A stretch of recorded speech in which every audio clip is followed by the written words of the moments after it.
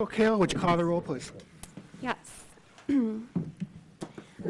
Just before I call the roll, I'd like to do an announcement about new commission member appointments. So we do have a new rep joining us for Ann Arbor Public Schools, Liz Margolis, the Executive Director of School and Student Safety. So if Liz could just introduce herself and share a couple words with the commission about what brings you to this group. Sure. So we have to push. Nope, that? you're Oh, on. good. Okay, Yep. great. Well, thank you very much. I am new in my current role with the Ann Arbor Public Schools. I'm the Executive Director of Student and School Safety, and a lot of my responsibility is working with our schools to ensure that we have safe transportation, safe pedestrian, biking, making sure our cars and our buses are separated as much as we can, and also working with a lot of our community members. I see this position as really reaching out to our community. We've got some great experts throughout our community with a lot of knowledge, and developing some education programs for our students, our staff, our families, and then hopefully as well with our community. I'm also responsible for our ALICE training that we do throughout the district, as well as chairing the district's transportation committee. So I'm really pleased to be here and working closely with the members of this commission as well as with the city. Thank you. Thank you, Liz. And then also, as our new council member appointment, we'd like to welcome Councilmember Ackerman. Thank you. And if you could just introduce yourself to the commission, that would be helpful. Hi, folks. I'm glad to see we start promptly at 7, so noted. Yeah, this is my first meeting on the Transportation Commission. I was one of the co-sponsors of the ordinance to establish the Transportation Commission, and my colleague, Councilmember Smith, has been working with you all for the last year. I'll be joining on as the council representative. Even just Monday night, we created some new work for the Transportation Commission, focusing on the Lower Town area. So excited to get to work, get to know all of you better, and wish for a productive year. Thank you. And then an additional announcement, though he's not able to join us this evening, is that Carmine Palumbo is the new rep for the Regional Transit Authority. So he may be able to join us. They're going through some staffing transitions right now, but Lucas Riegstad was our previous representative for that body. And now, so with those announcements, I will now call the roll of the Transportation Commission. If you could please say here when your name is called. Commissioner Felt sends her regrets. She's not able to make it. She was not feeling well this evening, so we will note that. Commissioner Fern? Here. Commissioner Gordon? Here. Commissioner Guru-Raja? Here. Commissioner Hull? Here. Commissioner Nahidi? Here. Commissioner Preston? Here. Commissioner Parsons? Here. Councilmember Ackerman, sorry. Here. Commissioner Stoltz? Commissioner Trudeau? Here. Commissioner Dolan? Here. Commissioner Margolis? Here. Sergeant Bill Clark? Here. Commissioner Cooper? Here. Commissioner Lazarus? Here. Commissioner Liu? Here. We have a quorum. Very well. Next, I'd like to get an approval of the agenda for today.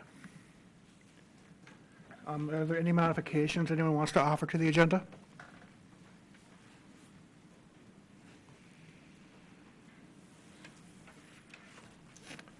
Hearing none, does anyone want to offer a motion to approve the current agenda? Second. Okay, Moved by thank you, Trudeau Mr. and Trudeau second. and Fern. Mr. Fern for seconding. Okay, all those in favor of this motion, please say yes.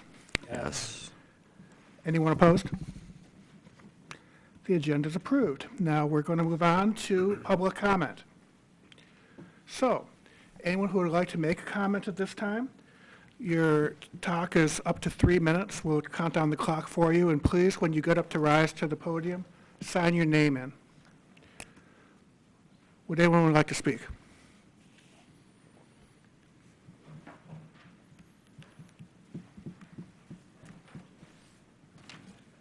Do I sign first or speak first? Either one. Whatever you're most comfortable doing. We don't run the tightest of ships here.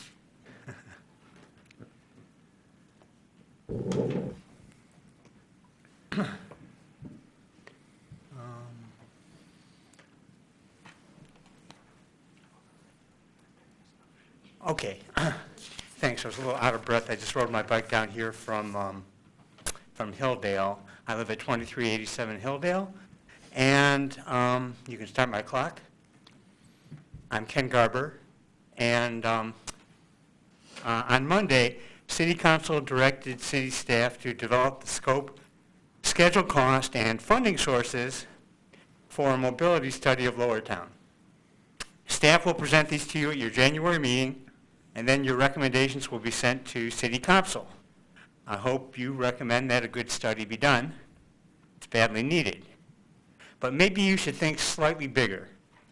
I'm here basically to ask you to include the full length of Pontiac Trail from Lower Town to Duverne Road in your recommendations for this mobility study.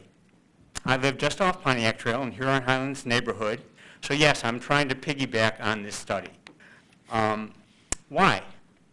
You may not be aware of it, but our neighborhood is now the epicenter for new development, new residential development in Ann Arbor. And Pontiac Trail, this two-lane road, is about to get far worse. It's already bad.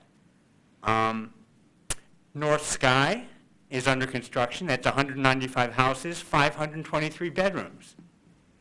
Right next to it will be cottages at Barton Green, apartments for 710 undergraduate students with 559 parking spaces on 32 acres now vacant. That's under city review. 2 years from now, these two projects will be pumping out roughly 1,000 more cars onto Pontiac Trail just north of Arrowwood Co-op in my neighborhood. And this road is already swelling from Livingston County and Oakland County commuters avoiding the traffic jams on US 23. Our kids must either walk to Northside School or be driven there.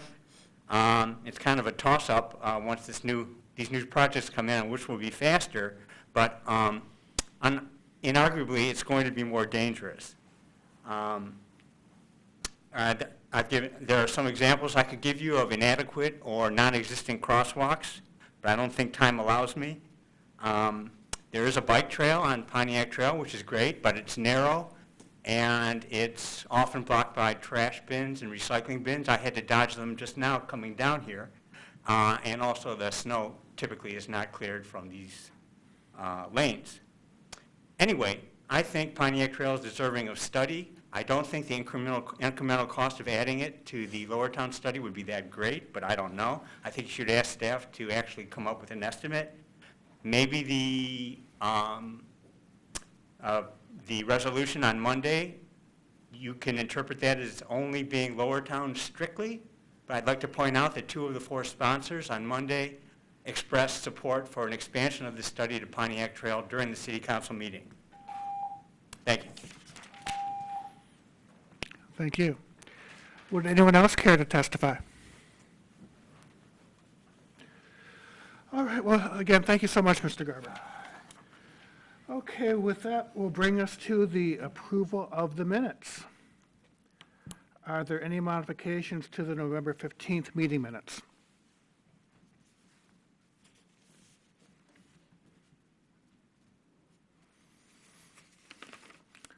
All right, hearing none. Is there a motion to approve the minutes as presented? Mr. Trudeau?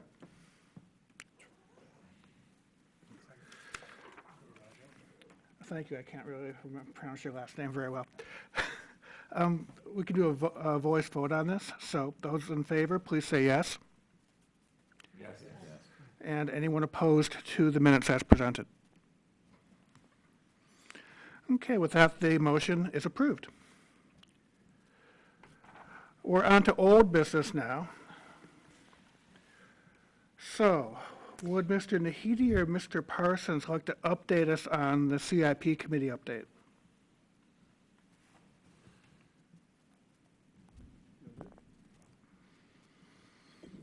Yeah, I'll give it my best. I didn't plan to do that.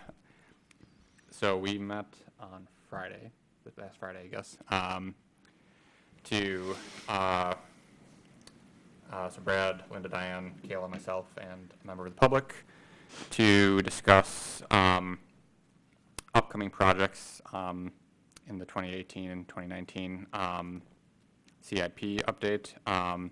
Specifically, those we thought should come under review from the CIP committee and or the commission at large. The question of which body should analyze or, be brought in at what points is still a bit of a topic for debate. There's pros and cons to more input and to, in a more intimate setting. We came up with a draft list, which I don't have in front of me. It largely, we had the city engineer, Nick Hutchinson's input on what the status was to sort of keep us as up to date on the CIP progress of those projects would be, but more or less what the broad scope, without having the full list of projects in front of me, is that a lot of the street resurfacing projects seemed ripe for review. Two that have come before the commission and CIP committee so far are Scioto Church and Pauline. One was before the commission, one was before the committee. And a big question that we'll have to figure out is ensuring that we're brought in to help provide input at the right moment. I think with Scioto Church, we agreed that was the first project and came a little bit late on the timing, but Pauline was a little bit better timed, and that was the large brunt of it. We did also an update on the CIP committee's I guess the word's escaping me, but The scope. the scope, Yeah. the raison d'etre of CIP committee, modified slightly. Yeah, I'm sure I'm missing something, but and we'll have a meeting, I think, in January. We haven't actually scheduled it yet, but we'll have a meeting early in 2018 to sort of, I don't know, make sure that that list is really reflective of the full CIP slate of projects to look through and to start working through them, start figuring out what projects to look at when. Thank you. Thank you too, Brad. Robert? Yeah, yep. Robert, if I could just a couple of updates on CIP committee. So I will follow up with the CIP committee members to get your next meeting scheduled. What we haven't received yet from the CIP committee is your list of requested projects, and I think that you intentionally, you said at that meeting you wanted to wait until the CIP was adopted, I think, right. which happened last night at Planning Commission. Commissioner Trudeau can probably maybe be able to offer an update about that. So once you are, you've had your next meeting, perhaps you can submit a list of projects you're interested in reviewing, and the intention was that would come through the whole commission, so then staff can plan to make sure that these projects get to you at the right time. Is there anything that you wanted to update us on with the CIP? Sure. I was going to save it for my update later, but it's pertinent to this. So the Planning Commission did approve next year's CIP last night at our meeting, and I did ask the planning staff to come back to give us something actionable as Planning Commission to provide some input to staff based on the recommendations that came from this commission, if that makes any sense. So we still had that, the list of recommendations the committee had sent forward. I think for most of them, there's some general support from Planning Commission, but we'll have to wait and see. But there was a list of items that staff didn't think could practically be implemented in this round, but would be implementable for the next CIP. So those recommendations are still sort of in the pipeline and waiting for an official statement of some kind from the Planning Commission, but I'm expecting staff to help us put that together. And yeah, if anybody wants more detail on that, I can keep going, but I think last time I did share the list of things from that memo from staff that they thought would be implementable, including things like breaking out active transportation from things like rail and that sort of, which I think makes a lot of sense. So I think we'll see some movement on that from Planning Commission well ahead of the next round, which is the bigger round on the CIP. So thank you all for your work on that, and thank you all for continuing to work on that, and then we look forward to hearing more from everybody working on that from this commission as well. So thank you. And next, Ms. Preston, do you have anything to add from the Speed Reduction Committee? We met last Friday, and we are finalizing our thoughts on the report that we are already started drafting. And we don't meet again. Kayla will have to confirm if we have a meeting scheduled for January 12th, or we will schedule one. So, I think it's to be scheduled. I don't think it's in Legistar yet, but that was what we talked about at last Friday's okay. meeting. So because our official meeting schedule has been completed, and we have plans and the draft and just, a few more revisions and additions to the draft to be made, and we'd like to give staff sufficient time to give feedback and comments on the draft before we present it to everyone, to maybe avoid some of the confusion that might happen if we present it and then they have the questions. So we're trying to have a sort of semifinal draft in the first week of January so that staff has sufficient time before, say, the 12th to give feedback. And then we would present the report at the January meeting of this commission. And the main topic of conversation at our last meeting was the traffic calming program and potential improvements or changes to make to the traffic calming program so that it facilitates people's ability to make change. I think that's all I need. Thank you. And you'll see with the agenda materials that went out for tonight's meeting, one of the attachments was the resolution R-17-422 that City Council passed November 9th, and it references the work of that committee, that an evaluation of the recommendations and findings of the Transportation Commission concerning speed reduction options throughout the city, that staff would be reviewing that. So I just wanted for everyone on this commission to be aware that action was taken by City Council, and again, I think another way that they're looking for the work of this commission to play into the things that staff are working on as well. So that was kind of an informational communication item to you. Thank you. And maybe we want to decide, does the traffic calming program update or this report need to be on your work plan for January? Yeah, we'll get to that when we talk about the work plan, but good point. I think we'll save that for that discussion. Okay, and let's have a review of the crosswalk ordinance plan we have in Ann Arbor. So it says here that you would know about that. So I added that. I hadn't heard anything from Linda, Diane, or Stephanie. At the last meeting was where, I believe it was the November meeting, that this commission passed in action about the existing crosswalk ordinance, and you talked about wanting to do some additional recommendations.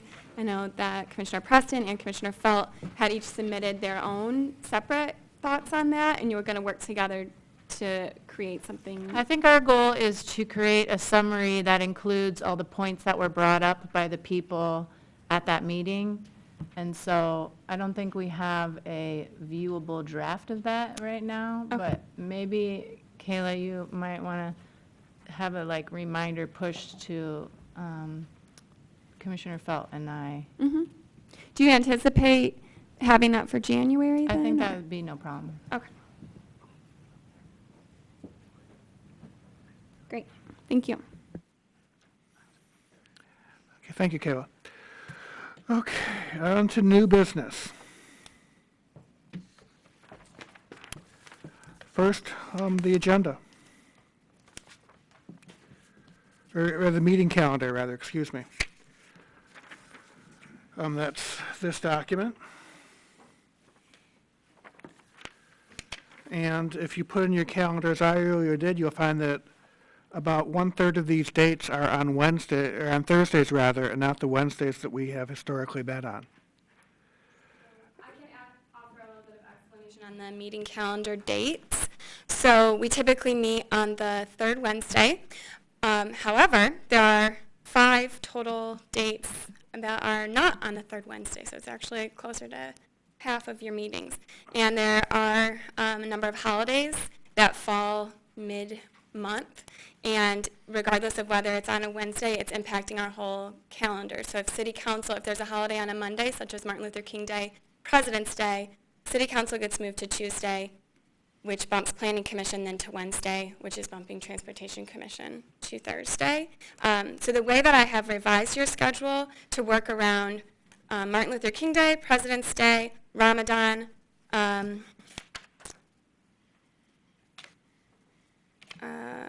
even Thanksgiving, and then in September, if someone can remind me. Labor Day? What is that? Labor Day? Not Labor Day. Rosh Hashanah, I'm sorry, I apologize for not recalling that name. But so those holidays have all created conflicts with our calendar, and I chose to reschedule all of your meetings to the third Thursday. So when the third Wednesday wasn't available for us, it moved to the third Thursday. I heard just before this meeting some feedback from Commissioner Gordon, Commissioner Cooper, that there, and even it was referenced that Prashant may also, Commissioner Guru Raja may have a conflict as well on the third Thursday.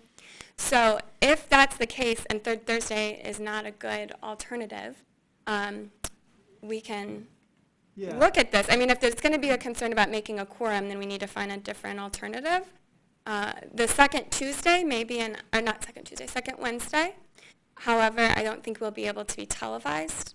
The Human Rights Commission also meets on the second Wednesday at 7 p.m., and they use the basement conference room. So we could still meet in this space, which is really the only space that we can meet in because we're a large commission. But I don't think that CTN will be able to record us because I know they have a limited, I'll follow up on that to confirm, but I know they have restrictions. Yeah, it seems like normally I don't know if they've changed it, but we have a couple board members on there, but the AAATA board meets the Thursday, usually the Thursday after us, so I'm wondering that I think is what one of the conflicts you probably heard about, but I don't, I think, it would, number one, it would be ideal for it to at least be on the same day. It's just kind of odd to have it Wednesdays sometimes and Thursdays other times, and I feel like, moving it, if because particularly with the AAATA board meeting, I mean, people, not just members, which we have a couple, there's people who, sometimes I go to those meetings, and I feel like given the overlapping natures of our two bodies, I think, that's definitely something that should be addressed. Okay, thank you for that feedback, Commissioner Hull. Are there any other comments, I guess one way or the other, on whether second Tuesdays or third Thursdays work better for others when we can't do a third Wednesday? As far as I can tell right now, every second Wednesday I have is clear. Okay, that's helpful. Did you say Tuesday was in the mix? No, now? I Sorry. misspoke. Second Wednesday, because I think Planning Commission has their meetings and their work sessions, and it makes Tuesdays. You lose Scott and I if it's Kind- Tuesdays. Yeah, no, I misspoke on that. It would be Would it Wednesday. always be second Wednesday, or only when there's a conflict with the third Wednesday? Only when there's a conflict with the third. We'd like to keep the third Wednesday because it allows us to be recorded by CTN. I don't think that there's another day. There are a lot of boards and commissions at the city, so scheduling around all of the conflicts and finding meeting space and finding the recording capacity. Sorry. So, I mean, if second Wednesday was always available, I would think it would be preferable to go with the same one all the time, but...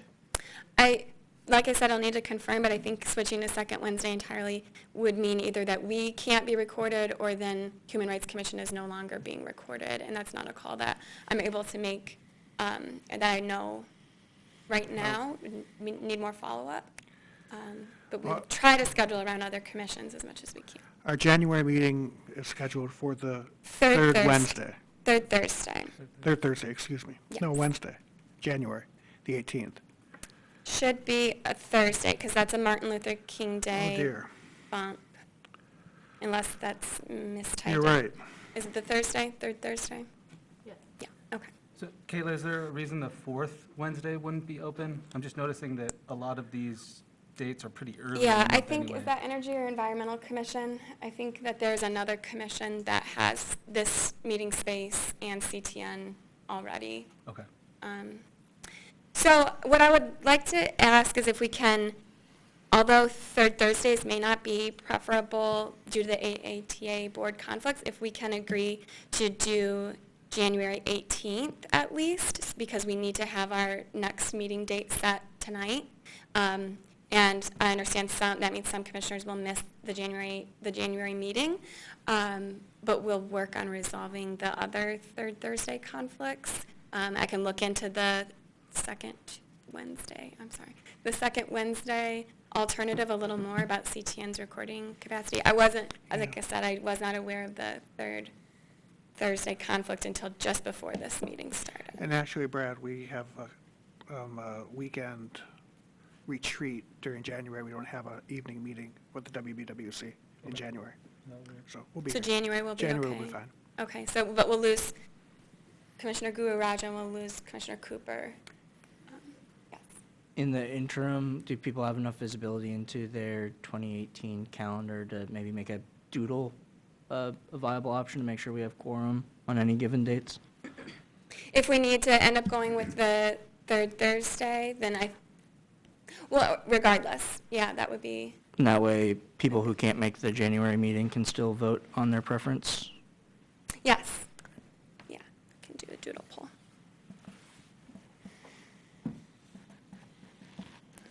And just for your information, in 2019, we hope this will not be an issue. We have had discussions internally about the challenges that are created when one commission bumps another commission.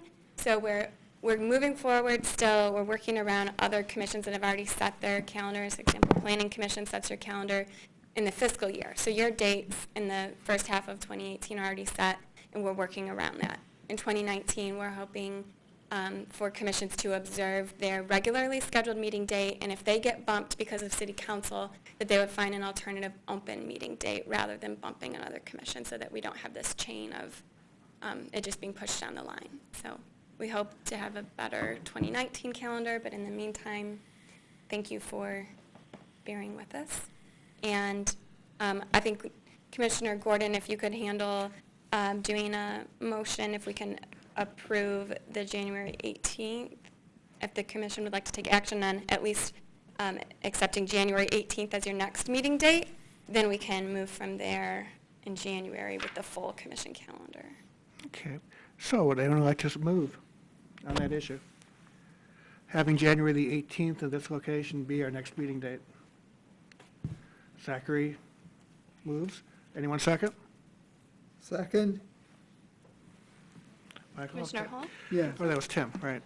Okay, everyone who wants to support that, please indicate by saying yes. Yes. Anyone opposed to having January 18th be our next meeting date? Very well, motion passes.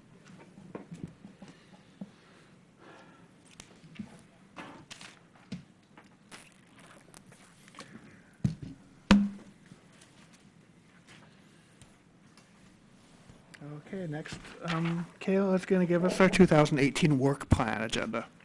Okay, so you have a draft work plan in front of you. I printed copies because there were a couple of tweaks that were made to the work plan since it was distributed with your agenda materials. Just trying to fit in all of the topics that we've heard in interest from the commission in hearing about, and topics that other staff or other agencies have requested that this commission consider. So this is a draft. It will continue to be a working draft that we can make changes to throughout the year. It's not set in stone. We use this, though, as the guideline when the chair and staff liaison set the agendas for each meeting. This is a very helpful guide to anticipate what topics are coming up. So I think if we can spend a few minutes sharing some feedback and discussion among commissioners, if there are topics that you would like to request that you don't see listed, we can talk about that. If there are shifts that you would suggest, then please offer those, although some of this will be limited by when material is ready for commission review and when staff are available or other outside presenters are available to join us at a commission meeting. But open for comments and questions about the work plan. Yes. So I'm noticing that the transit millage is scheduled for October. I'm assuming that is referring to the AAATA millage, probably. Perhaps RTA, I don't know, but some very initial conversations among staff and board could have, the vote could be earlier than November.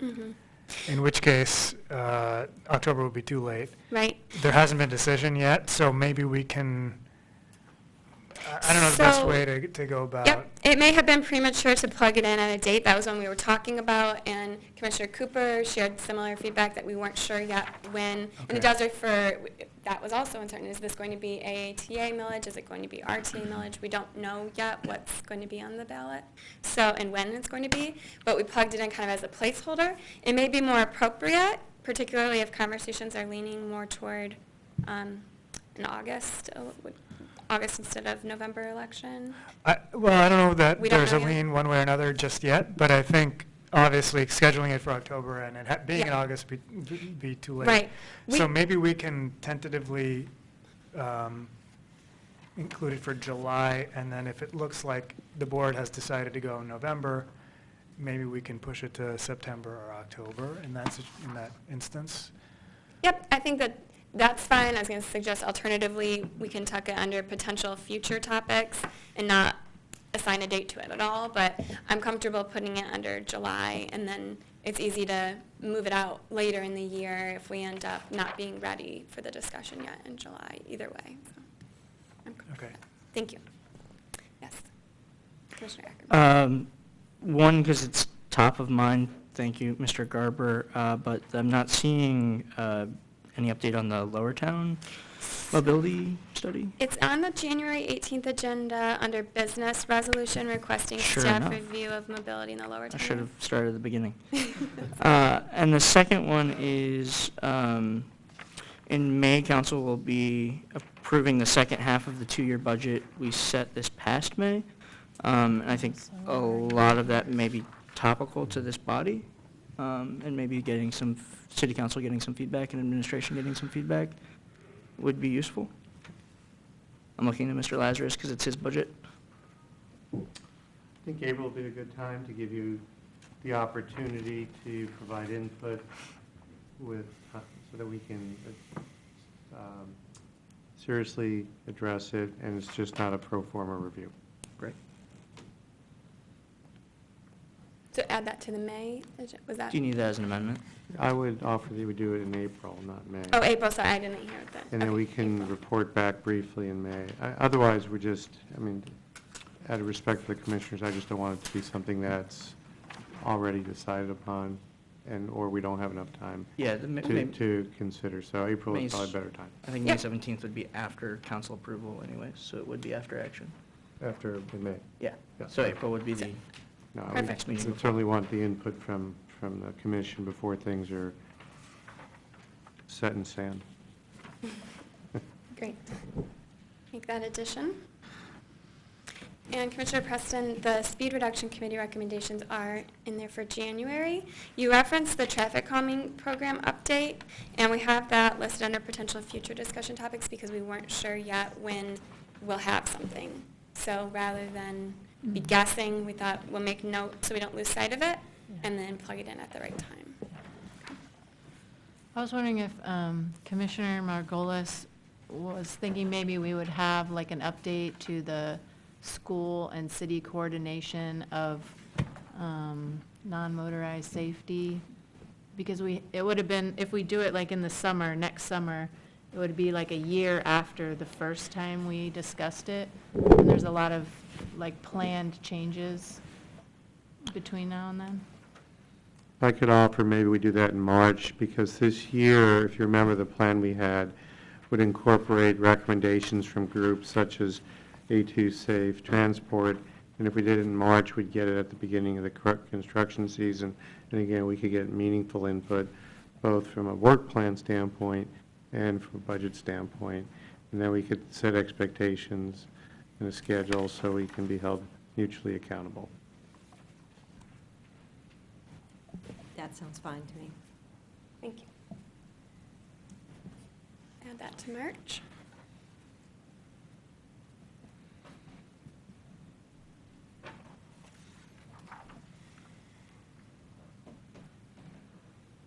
Any other comments, questions, suggested revisions?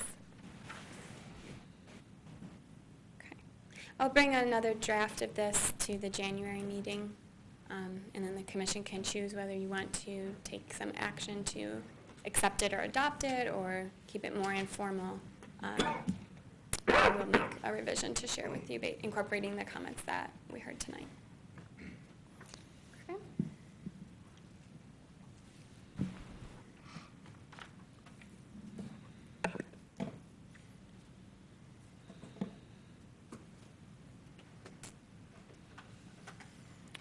As you might tell from your computer screens, next we're going to have a discussion on the Ann Arbor Airport.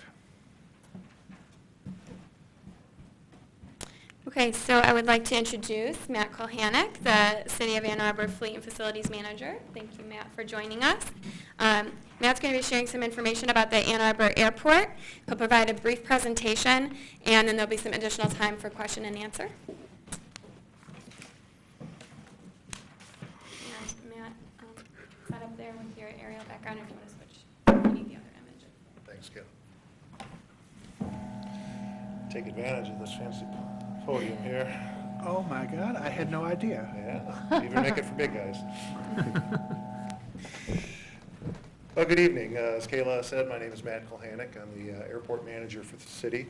My real day-to-day title is Fleet and Facilities Manager, and the airport falls under that realm. So thank you for giving me the opportunity to speak with you tonight about the airport.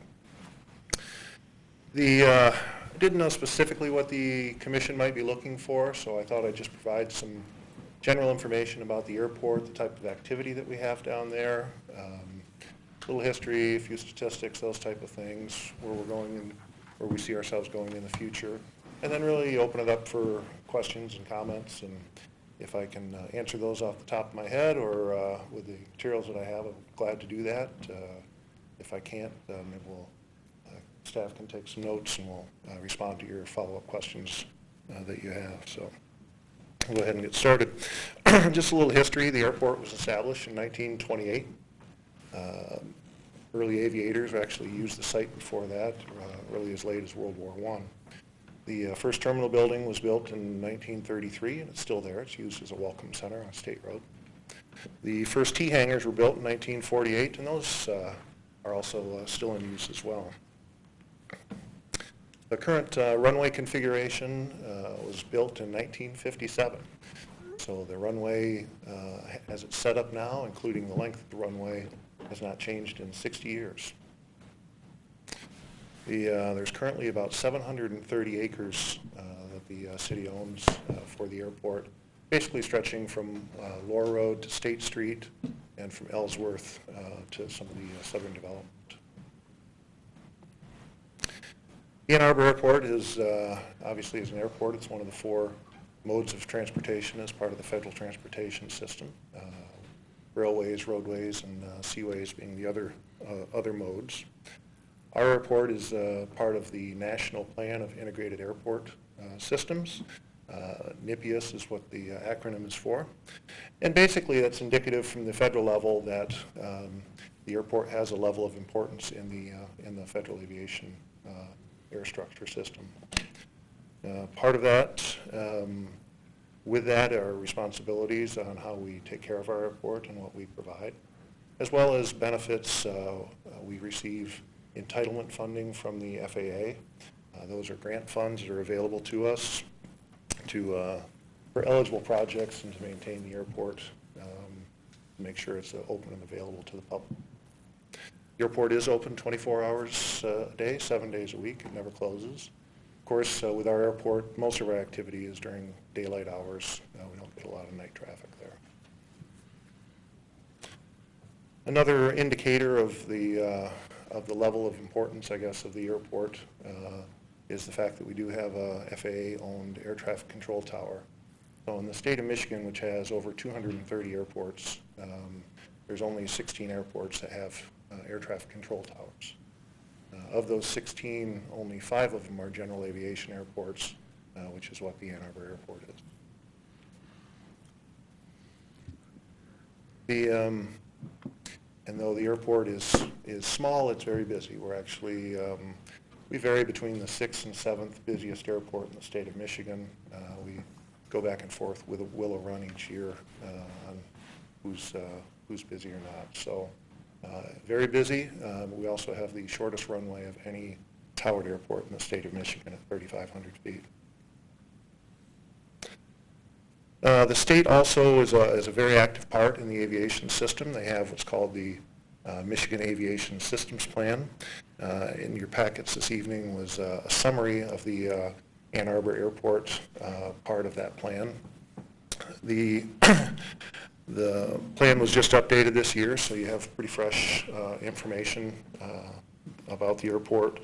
The full MASP is available at MDOT Aeronautics website if you're interested in a larger picture of the systems plan. But I thought it was valuable because it provides some operational numbers, some general information about the airport, the facilities and improvements we have there, some forecasts, those type of things. So we'll talk a little bit more about that in a second.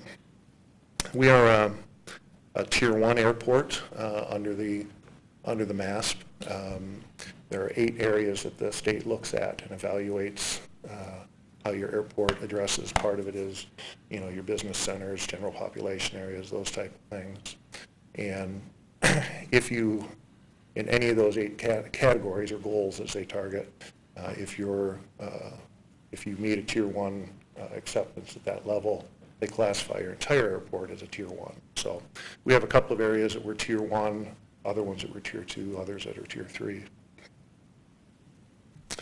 We also have what's called a B2 airport reference code, and the state has airport reference code has us as a B2, and then the FAA, using different criteria, they also classify us as an airport reference code B2. And a B2 airport is really indicative of the type of aircraft that utilize your airport. So B, actually, the letter designation indicates the approach speed of an aircraft when it's coming into your airport or into land. And then the 2 is indicative of the wingspan of the airport, so the size of the aircraft that's coming in. B2 aircraft, as I said, FAA comes at it one way, the MASP comes at it the second way, but in our case it's the same ARC. And a B2 aircraft is a small business jet. If you're familiar with like a King Air, which is a twin propeller driven aircraft, holds 10 to 14 people. That's the type of aircraft that operate. That's kind of the large end of our spectrum. We can't handle larger commercial service jets, those type of things. It's not something we're set up for, not something we're interested in. It's just not in our wheelhouse on how we see the Ann Arbor Airport. So what is Ann Arbor Airport? Ann Arbor Airport's a general aviation facility. We do not have any commercial air service down there. So you can get charters coming in, you can get air taxis coming in, but there's no air carrier operations. And it's, as I said, it's not something that we would see ourselves doing. There's a lot of things that go into becoming what's called Part 139 certificated to be able to handle air carrier operations, and it's, again, nothing that we have an interest in doing. We have about 60,000 operations a year, and an operation is either takeoff or landing. So you can equate that into 30,000 flights a year. 40% of those are itinerant flights, which means that they come from a different area. They're not aircraft that are based here. They're flying in from outside of the area, outside of the state. And so we do get a fair amount of activity coming in for various purposes for using the Ann Arbor Airport. We have over 190 aircraft that are based at the airport. We house those in about 160 aircraft or hangars that are owned by the city. There's a few private hangars down there. You know, we have a good base of aircraft down there. That number's been continuing to grow. So we're happy with where that's heading. The type of activity at our airport, again, we don't have air carrier or commercial service, so we have a lot of recreational flying. We have a lot of business flying, from small businesses, consultants flying, to larger businesses coming and going, businesses interested in developing in the area, coming and going to check out the community. We have a fair amount of flight activity related to the medical fields, people coming and going for treatment at U of M, hospital, those type of things. The tourism for football games and those type of things is another component. But again, just a nice mix of activity levels at the airport. There are 11 businesses located at the airport, employing over 80 full-time equivalent employees. And we have 5 flight schools at the airport. Flight schools are very active down there. It's a great learning facility, and it has been for many, many years. We operate on just under $1 million budget for the city operations for the airport. We live on what we make, so we are self-sufficient. We don't receive any local tax dollars. We don't receive any funding from the general fund or other city operations. So we live on what we earn, and again, most of those earnings are through hangar rentals and those areas. The state of Michigan recently did a community benefits assessment. It's actually included in the MASP information that was in your packet. This is basically a calculation that they do. They use a national model for this to give an idea of what type of economic impact your airport has on the local community. And there's a lot of different ways you can read these documents. Some areas they include respending dollars and those type of things, but I think either way you look at it, the airport is a part of putting tens of millions of dollars into this local community. So it's a significant economic driver and a good asset for the city to have. So what's on the horizon for the airport? As I said, things have been going very well. Our hangars are full. We've fully recovered from the economic downturn from a decade ago. Luckily, we had a good stable base to start with, and we didn't get hurt too bad with that. But it's nice to have people out flying again and having the hangars full. Our operations are up this year about 6.5% through the end of November compared to last year. So a nice growth in operations this year. We've actually already exceeded, we don't have our December numbers in yet, obviously, but we've actually already exceeded what we did all of last year through the end of November. Our fuel sales are up a similar amount, about 7.5% through the end of November. So people are out there, people are flying, people are active. Over the last few years, we've been focusing on our infrastructure at the airport. We own a lot of hangars that are decades and decades old, and it's important for us to maintain those hangars, invest in our infrastructure to make sure that they're still attractive We are in a competitive market at the airport. This is not typically utility, water utility, sewer utility, where you have a monopoly. I'm competing against airports, Willow Run, Plymouth, Howell, Brighton, Adrian, you name it. So we look at where we're at in the market, we look at what we offer, and I think we have a lot to offer, and I think that's reflective in the fact that we're full. So again, we're investing in our infrastructure. We've been working for a number of years now on a runway safety extension. This would be an 800-foot extension that takes us from 3,500 foot to 4,300 feet.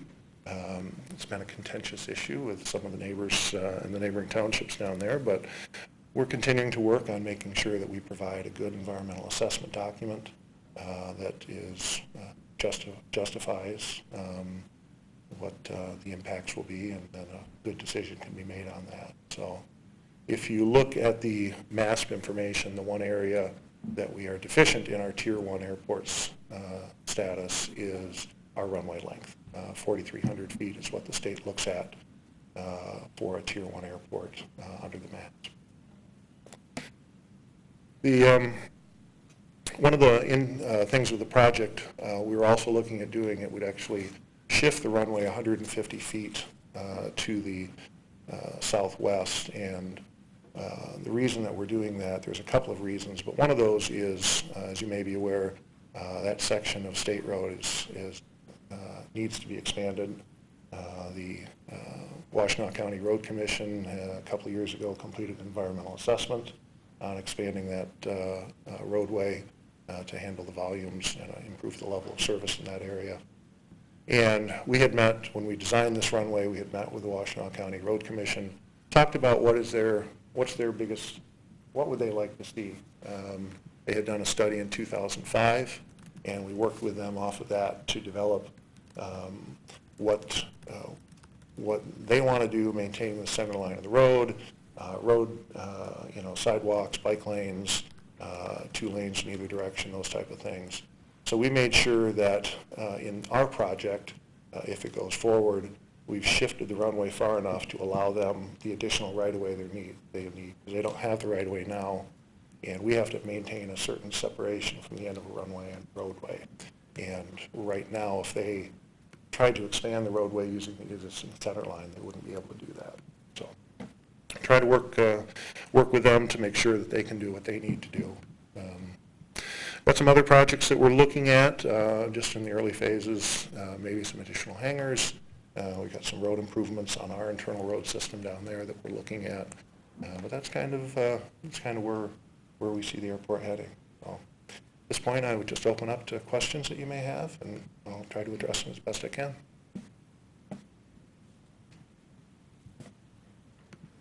By a crowd. How much airspace does this tower control? The tower operates 12 hours a day, 7 days a week. And so when the tower is open, we're what's called a Class D airspace. So it goes up a certain height, and it's an inverted wedding cake. That's how that works. So it's smaller up to a certain elevation, it gets larger.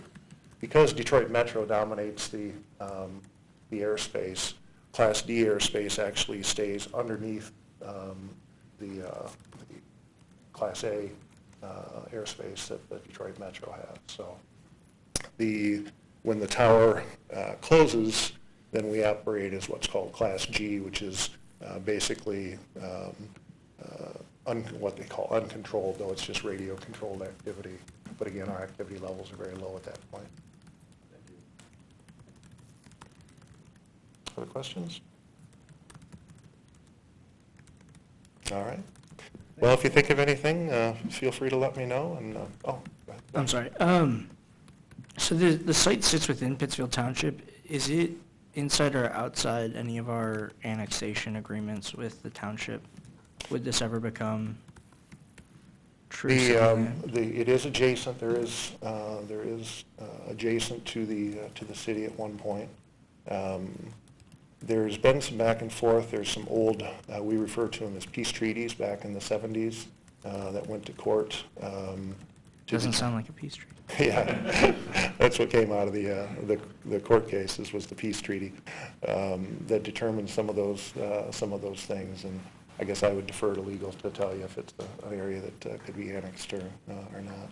Does the FAA have guidelines on sunsetting an airport? Not per se. I mean, the city, when the city receives airport improvement funds, it makes a commitment to the FAA as part of the terms and conditions to maintain that as a public use airport for 20 years. It doesn't mean that the city couldn't take direction to do something different with that, but there is a financial liability to repay any of those grants that were issued in that period. But typically, there's been very few public airport closures. The one that I think of, which was a number of years ago, is Plymouth Metatol. When they looked to get out of the airport business, actually the state took over the airport and operates the airport now. They felt it was an important airport for that area to maintain, and so the state actually runs that airport. And they have a right, kind of have a right of first refusal to be able to come in and operate that airport. Just to clarify, I wasn't trying to put you or the 84 other individuals out of a job, but just trying to understand how it works with the other jurisdictions in play. About 3 or 4 years ago, there were conversations with Pittsfield Township and DTE about locating about 5 megawatts of solar on the site, and I understand that those conversations didn't necessarily go our way. But is there any opportunity to bring them back to the table, both DTE and the... I'd love to. I thought it was a phenomenal project, not for the city, for DTE, for the community. Unfortunately, the project never got traction and never even made it to the Planning Commission for Pittsfield Township. The Township Board took a stance immediately after City Council made a resolution to basically agree to the land deal, with full understanding that it had to go to Pittsfield and the FAA for approvals to not move forward or to oppose the project as the Township Board action. And so it never made it to the Planning Commission.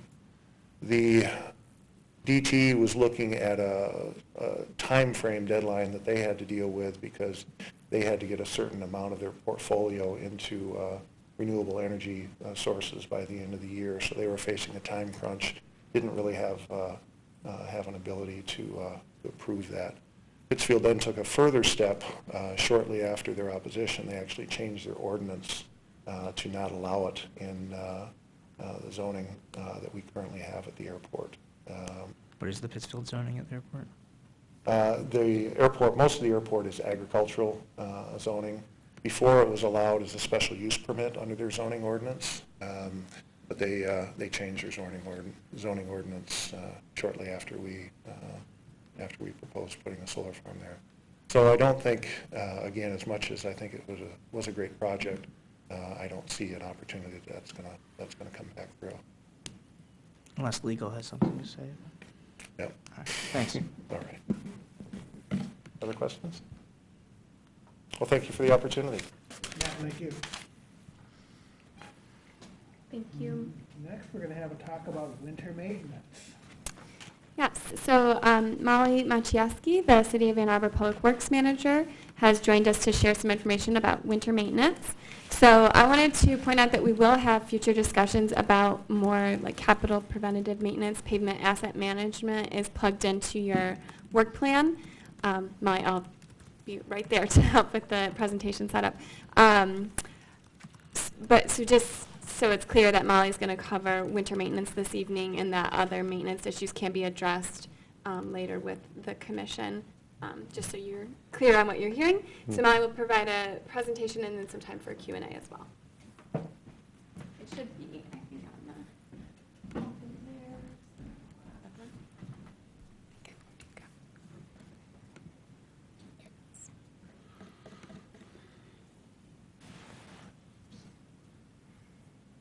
and then you can just use the arrow keys. All right. All right, good evening, everyone. So, as Kayla said, I'm going to spend the next few minutes giving you an overview of winter maintenance on our streets and our public pathways here in the city. But before I do that, I would like to take a few minutes just for those of you that may not know what Public Works is and what we do. That's the group that I'm a part of, and that's the group that's responsible for the maintenance in the winter of our roads. So Public Works, quick facts, we are the largest service unit within Public Services area. We have 117 full-time employees covering 8 different work areas. And the 2 that are highlighted in red there are the ones that are primarily responsible for winter maintenance. We're located at the Wheeler Service Center. We share property with Matt's group, who handles the garage and all the maintenance of our vehicles, so thank you for that. And we are different than the group that Eli and Luke and Kayla and Crescent all work for, in that we are the fix-it people. We maintain things. Most of the above and below-ground infrastructure in the city we take care of. I say most because there's the water plant, the wastewater plant, some other facilities that handle their own maintenance. But for the most part, if you see a problem or you see somebody out on the street, chances are it's us.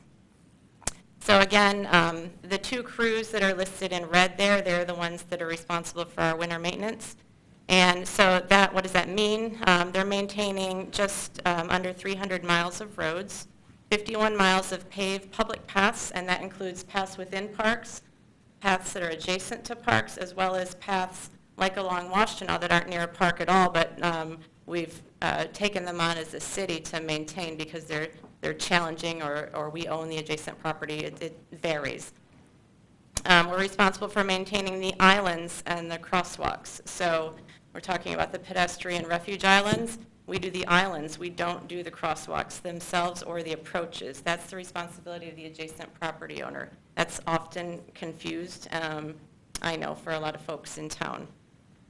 This year, we're responsible for maintaining snow around the new gateway treatments, and so I believe that there are 13 that we've left in place. We left the center sign, and so we'll go out and we'll shovel around those and make sure that those are clear every winter. Another quick fact about Public Works, we do have just one salt dome here at the city. It holds about 6,000 tons. That's comfortably, we can shove some more in it if we need to, but hopefully we won't need more. Love to have additional salt storage on another part of town so our trucks don't have to go so far to refill. But our fueling is there as well, so it is convenient. And so that is just the one location right now. So what is our goal here in Ann Arbor? This has been our goal for many years, and we're actually taking a look at this and making some changes over the next year, which I'll talk about in a little bit. But our goal for our streets is to provide passable roadway and to clear our pedestrian paths in the right-of-way. So what is a passable roadway?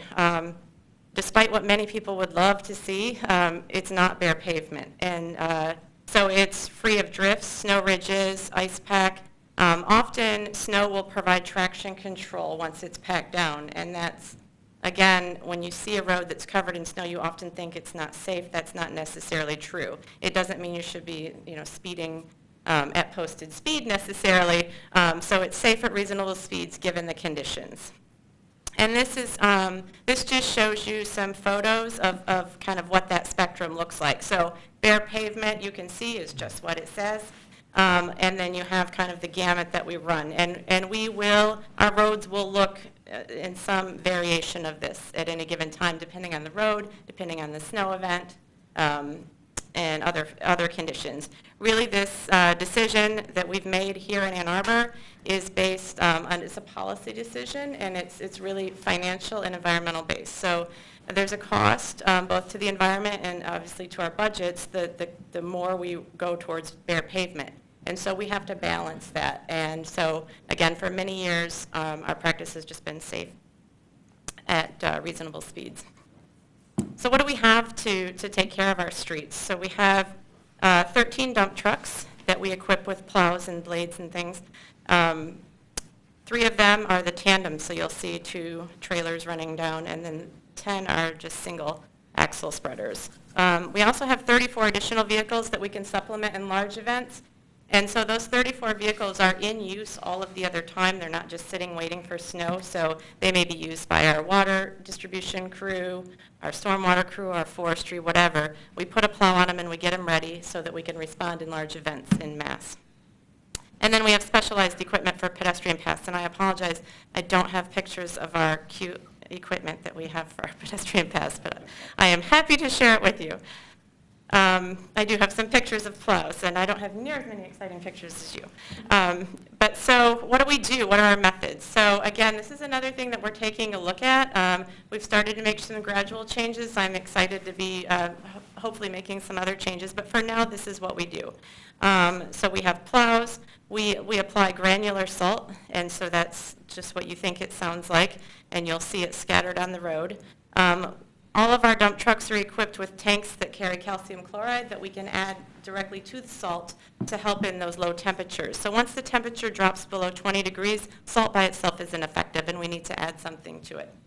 And then we use this 95% sand, 5% salt mixture where we need to on our trouble spots. And so what are our thresholds and our priority for treatment? Again, a question that gets asked a lot, and there's often some confusion about it. So if it's less than 4 inches, we treat our major roads, and I'll get to what those are in a moment. And we treat known trouble spots on local roads, but only as needed. So if we know that we have an issue with a particular hill, and we go out and we address it every time. We obviously will respond to calls that we get as well, but we do hit our known trouble spots. And then every time that it snows, we're hitting our park paths and our non-motorized pedestrian islands. So that's consistent.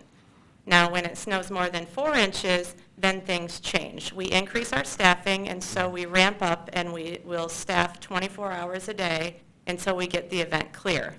We divert staff from their interior paths in the parks so that they can be put in trucks to address our streets, because our streets are our priorities. We want to get our vehicular lanes clear first. We treat our major roads first. Once we're done with our major roads, then we move into our local roads and we plow. And we prioritize where we start to plow by your solid waste collection day. Again, another thing that can be confusing sometimes, because if it's snowing at Wednesday and it stops at 3 in the afternoon, then we're going to aim for Thursday's trash route first. If it's snowing and the snow ends at Wednesday night at 2 in the morning, which is really Thursday, we're going to start with Friday's trash route, because the carts are most likely already out on many streets. Most people put their carts out the night before, some very early in the morning. Either way, we can't have our plows competing with those solid waste trucks to get down those streets. We also don't want to deal with the obstruction that the carts can cause, or the damage that we could potentially cause to carts. So that's why we do what we do. We make some adjustments as needed, of course. And our goal in a very large event, when I say very large, more than 4 inches in one event, is to make sure that our goal is to get done within 24 hours of when the snow stops. So that's another important fact. It's not from when it starts. We need to wait until it stops so that clock starts. A lot of times we hit our target, and we're glad for that. Sometimes we don't, and it really depends on the road conditions, how fast the snow is coming, what kind of snow it was. Wet, heavy snow makes us slow. I do send updates to council so they know what's going on. I've added the schools in as well. The university is on that list. And so we try to keep communication going just to kind of know, are we going to meet that target? Where are we at? How are we doing? So we have 8 major routes. You may have heard we've had 7 routes in the past. This year, we're excited that we've added a new route for schools. And so what we did is we looked and we made a route from our major roads and took the most direct path into the school to where the bus and the parents drop off. And we worked with the Ann Arbor schools on that, and they were supportive of that. And we're able to look at those maps and review them, and so we've agreed upon a route. And so we've added that, and that's added to our priority list. Now, a lot of times in large events, school is canceled anyway, but that's still part of our priority route, because you never know. Local routes, we have 22 of those, and those are our next lower volume roads, turn lanes. They are mostly our residential roads, and my great picture of a buried car blocked my text. So, and then we have multiple non-motorized routes. And so what we don't do, just to reiterate what I said earlier, we don't do bus stops. Those are the responsibility of the adjacent property owner. My understanding is that AAA-TA does it when the bus stop accommodates more than 50 people, 50 riders on average in a day. We don't do crosswalk approaches. We don't do freeways or the on-off ramps. That's the responsibility of the County Road Commission. And we are in communication with them during a large event as well. And PD, of course, speaking with Sergeant Block and Lieutenant Bush. Non-motorized. So we have multiple routes and methods. I think there are about 12 routes in all. We do our right-of-way walks and our paths, and I've listed on here, just for your reference, what we use. So a sand-salt combination or just sand is typical on right-of-way walks and paths. When we have longer segments of path, thinking about that path along Washtenaw, our de-icer is salt usually. Ridge decks, longer segments of path, it's primarily salt. And unless it's a bridge over a river, then we treat it different. But thinking a bridge deck like the Stadium Bridge, we're going to use salt on there. And that's because of the accumulation that it gets from our plows distributing onto the sidewalk, just as it does at your home. Sorry, that's sometimes unavoidable. We have 2 pedestrian routes, pedestrian island routes. So we have 2 crews that are dedicated to go out and clean those pedestrian islands. We have 2 what we call hand routes, and those are bridge steps type spaces. This work is done really by hand most of the time. We do have some snow blowers that get involved, but it's tough labor is really what it is. And so we toss our folks out there, and they get that job done really quickly. And then facility lots and drives, that's for our parks. So what are some of our challenges and initiatives that we're working on? I've alluded to some of our initiatives, but our challenges have really been on parking and being able to get the plows down the street. The easiest way to clear the streets and to clear the bike lanes, clear curb to curb, is to have no cars on the streets. Obviously, we live in a community where we have a large student population, limited parking availability. We recognize that, and we do what we can do. We have a lot of narrow and one-way streets. We would love it if in a big event people would voluntarily move their cars off of the streets. I think everybody would find the roads better plowed and be happier. However, I understand that that's challenging. So the city rarely declares a snow emergency. Those are things that we could look at to say, should we be doing that more in large events? If you hear on the news or the radio, often you'll hear about neighboring communities that do that. That's pretty common. Please get your car off. We're going to come in at night. We're going to get it plowed, and then you can put your car back. Here in Ann Arbor, last year we started an initiative where we tried a pilot parking restriction program, and so we identified 10 streets. Some of them near the student areas, some of them in residential areas that have challenges, very narrow streets, to have overnight parking restrictions. We're still working through that process. It's a large behavior change. It takes a lot of effort and support from multiple layers within the city and the community at large for it to be successful. So we're kind of slowly walking into that. And working through that. You know, it's also a hard sell sometimes when we are faced with some winters where you might go a month without seeing much snow at all. So why do I have to keep my car off the street every night? I don't understand. So trying to figure out how we can balance that. 2 other initiatives that we're working on. I didn't really talk about how we forecast and respond to events. I'm happy to do that some other time or answer questions about it. But I mentioned that we don't treat to bare pavement and that we use granular salt. I'd really like to move to a brine system so that we can apply liquid and we can pre-treat our roads before an event.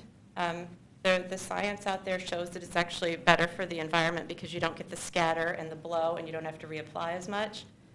Is also more effective. And so it's really an industry trend that people are moving away from the granular and towards the brine. We're building some equipment right now so that we can apply it. We're going to buy some brine and test it out on a pilot stretch of road this winter. We've got cameras in place. We're going to see how the pavement is. We're going to do 1/2 with and 1/2 with our regular method so that we actually have a real experiment.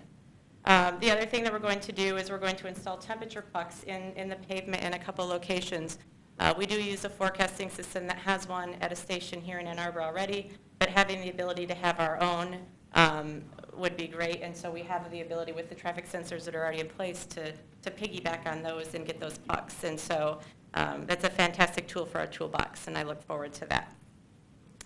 So how do we do all of this? Well, obviously our budget comes from Act 51, Major and Local Streets. Then you can see the numbers there on the screen. The Metro Fund, which is the telecom fund some of you may have heard of, and that's for right-of-way. And then parks, anything that's adjacent to a park or interior to a park is paid out of the general fund. The budget there is on the screen. So you can see we have our limitations. And so if we spend more, say, in local streets on a given winter, that means something else has to give in our local street fund, spring, summer, fall. So our pots are here, and this is what we have. We usually hit pretty close to our amounts every year. In the winter of 13-14, it was really heavy, and we went over. Last year, we were a little under. We had a fairly mild winter. However, we still had, on average, about as much snow. It just kind of came sometimes in big chunks, and then a few other smaller events. So we didn't really save a lot last winter like I think a lot of people think. The brine system, I don't think is going to be more expensive, but I don't think it's going to be much cheaper either, to be quite honest, but we'll see. We think that there are efficiencies gained, and so we might see savings in resources and staff and equipment other than just the application itself. There is a capital cost to starting that up, of course. So we have limited funding for non-motorized. That's a challenge. And then we have no funding source for plowing alleys. And that's another challenge that we have, and we're trying to figure out just what to do about that. So what resources and tools do we have for you? We offer free sand and salt mix at 7 locations around town, and you can find information on our website, which I believe Kayla gave you some advanced materials that you could look over. And we've installed green lights on half of our dump trucks, half of our plow trucks, and we're going to be adding them on the remainder of them, hopefully before the end of the season. The science out there really shows that those green flashing lights make the plows more visible, which means it's safer for you as a pedestrian, as a driver. It's safer for our plows.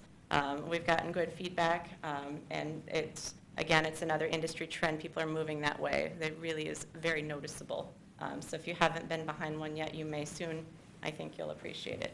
A2 Fix-It, that is our online reporting system. Many of you may have used it already. I would encourage you, if you have an issue with the snow, to use this.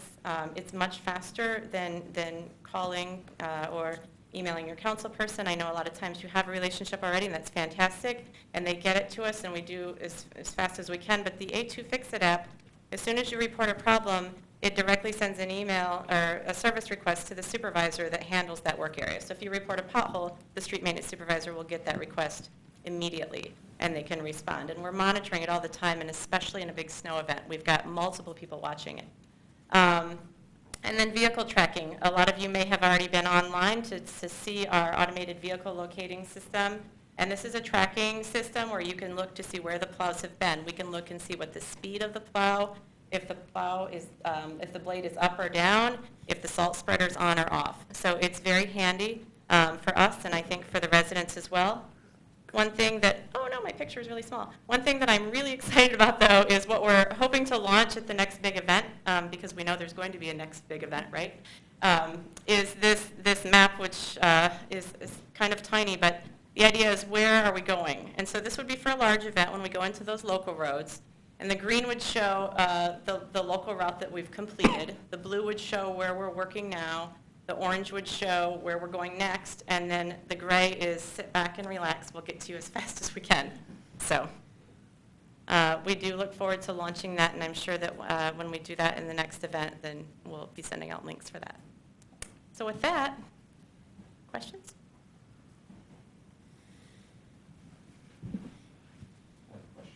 Yes.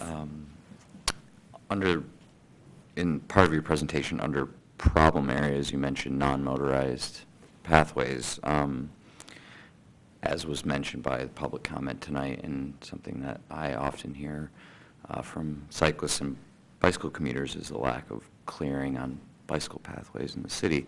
And I wanted to ask what your perspective was, why that can sometimes be a problem, if it's a natural byproduct of plowing technique, potential oversight by particular by staff members or a kind of a natural accumulation that happens due to vehicle traffic.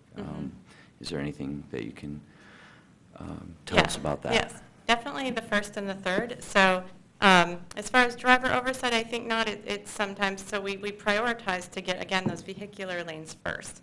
And so often, if it's a big event, we're running 2-3 trucks down a road to try to get things clear so that we can get traffic out at the end of the day at rush hour or people home. The bike lanes tend to be then a second or third tier priority, to be quite honest. And so then we come back and we do those. And yes, you're absolutely right that when we plow those vehicular lanes, we're just depositing in. And so unless there's another truck coming behind it or on a different day, to clear that, then we're constantly running into that. So, yeah. Yes. So one of the reasons that they say we can't have truly protected bike lanes with the posts, not just the paint, but like actual bar that separates the car traffic from the bicycles, is because of plowing. But we also understand that there are small plows that are made for these, narrow spots, or this cute pedestrian one maybe can be repurposed for bike lanes. Right. So has anybody been discussing this possibility besides just nixing the idea? Right. I have not been involved in many conversations, but I'd be curious. I mean, I know I've been to other cities that have protected bike lanes, and what do they do? That snows there. So I'd definitely be interested in looking at it, but I have not. Okay, that'd be great. Yeah. Yes. Thanks for the breakdown of, your operations and also the funding. Just kind of wanted to follow up with that so I understood. So you said there's Act 51 revenues that come in but based on the major local split, right? Yep. And then the parks comes from the general fund, from the city's general fund, Correct. am I right? And then what is this other fund, the Metro Fund? So the Metro Fund is, it's the telecom fund, telecommunications fund is another phrase that we use for it, but it's another, it's similar to Act 51. So it's coming from the state, and we're allocated a certain amount to maintain the right-of-way. And the money that comes in, the reason it's called the telecom fund, is primarily the telecommunication companies have paid into that fund. And so they pay in, and then we get some allocation from the state, and we can use that to maintain our right-of-ways. Okay. And so we use that all year round. So if we do ditch maintenance, we did some clearing of some bike paths, the overhanging trees along Heron River Drive, we would use that fund for that. Okay. Yep. And so the money we get, it seems like predominantly it's from the Act 51 funding. So are there restrictions that you have, that the city has, in how they choose which streets to clear because we're receiving state money? So we do have, for the trunk lines, we have a specified amount that we must spend on those. So if it's the Business Loop 94 or 23, those are actually broken out in our budget by design from the state. And then we have to report on what we're spending for each of those. So yes, we cannot shuffle the money around. Okay, thanks. And so if there's, hypothetically, there's some sort of project talking about expansion of a street, for example, or maybe it's expansion of a trunk line or something like that. What is your reaction to that? I mean, is your department consulted when we think about the types of liabilities that you may incur during storms where your road space increases by a third or 50% or something over a given stretch? And are there concerns addressed to, or maybe it's part of the decision-making itself, that this is a serious concern, we might not have the money, the incremental money to, on the maintenance side, even though on the capital side, there might be. As part of our capital planning process, we all get together in a group and we talk about issues like that. And so that would happen, and we would make decisions about capital projects with input from all of the different work areas that would be impacted. But also the state would they determine their allocation of money every year depending on the road and the width of the lane miles. And so the amount does change slightly every year, but also we have the ability to use extra extra, we could use other funds on top of that if we needed to maintain roadways if we felt that we didn't have adequate funding. Like if the state trunk line, if they give us money to do, clear one path and we decide we want 2 lanes, we would pay for that then out of local streets or major streets. Okay, thanks.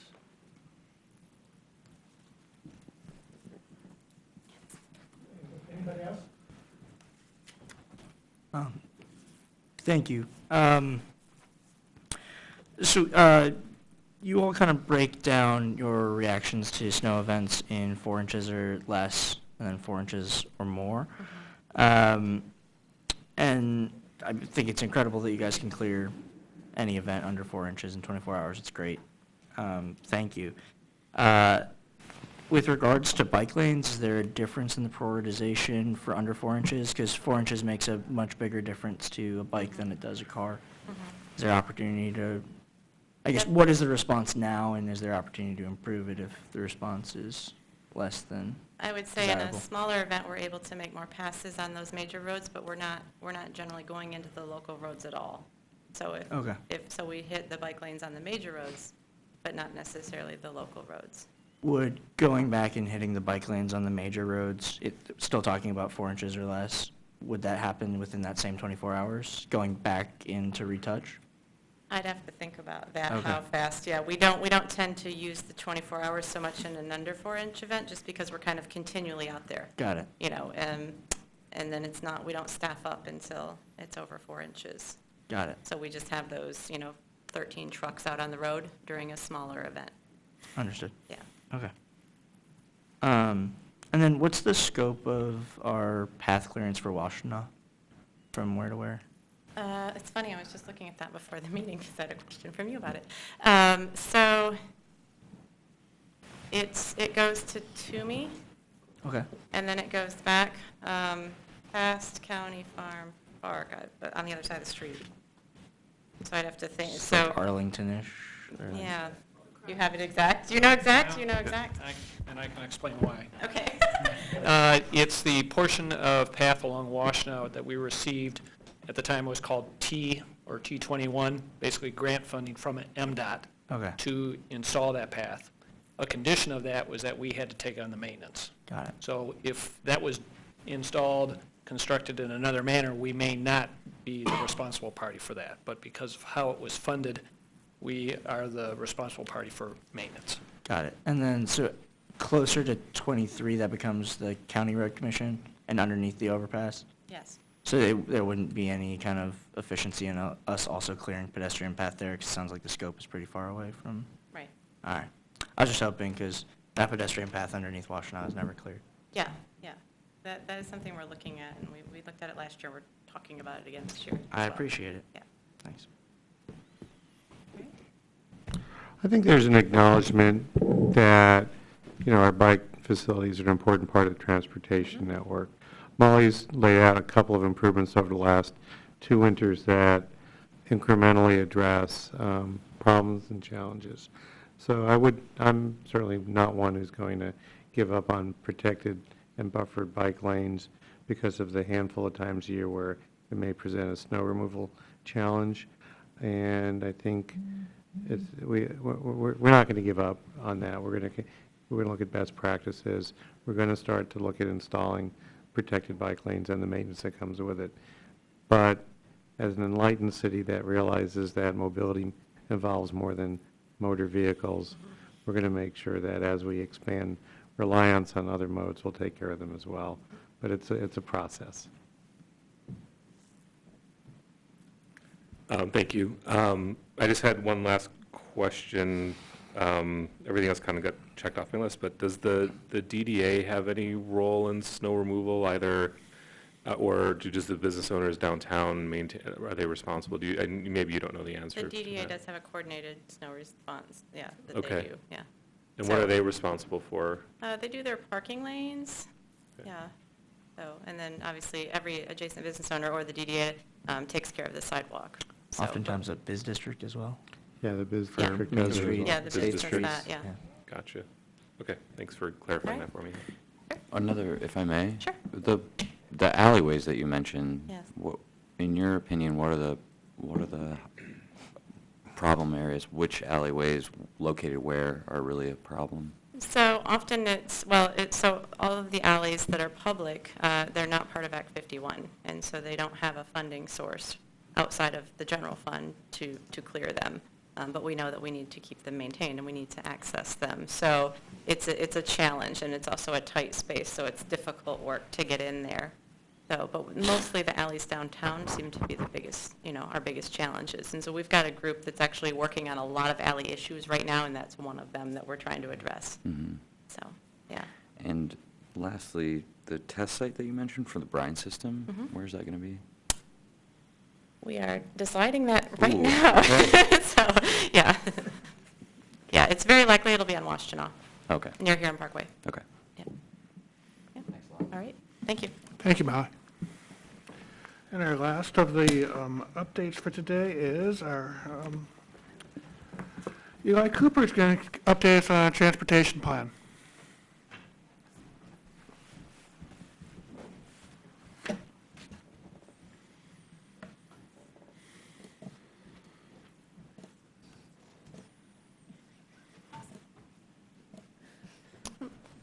We're Be done. there yet? Questions? Kept it under 10 minutes. All right.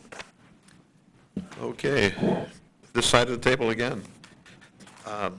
Good evening, thank you. Self-introduction for those at home. I'm Eli Cooper, the city's transportation program manager, and this is an exciting topic, at least for me, in the context of transportation plan update. The last time we had updated the city's transportation plan was 2009, and that we did a review and minor update to the non-motorized transportation plan in 2013.